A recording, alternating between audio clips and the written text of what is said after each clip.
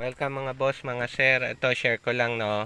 Yung Vios natin 2011 na Batman, papalitan natin ng shocks. Ito yung dati ng shocks, no, mga boss, mga sir. Tignan nyo. Gas type pa to eh. So, supposed to be nakaangat yan eh. Nakaangat yan.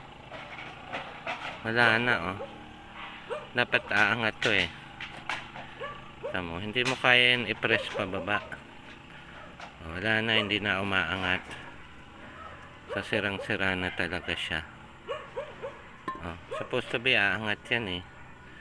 Wala na, sirang-sira na talaga. So, welcome mga boss, mga sir. Ito, share ko lang, no. Yung Vios natin 2011 na Batman, papalitan natin ng shocks. Saka ng brake pad. So, ang binili kong shocks, KYB. Ito na binili ko. Meron kasing murang klase, tigwa 1.8.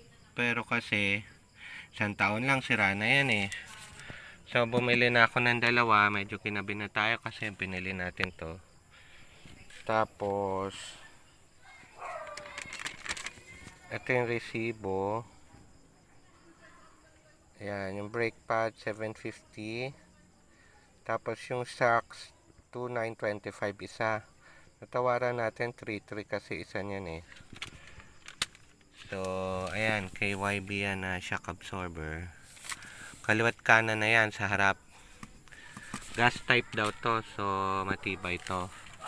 Meron kasing mumurahing klase. Tigwa 1.8 lang, pero malamang isang taon lang. Sira na yun eh. So, ito yung ano niya, brake pads na ginagamit natin, Prima disc brake. Sa harap din to. So, ang labor na ito, mura lang naman sa kaibigan natin papagawa, no? Wala tayong time eh. So, yun lang po, shinare ko lang po. Sana po nakatulong. Pa-like na lang po and pa-subscribe sa video. Marami pong salamat.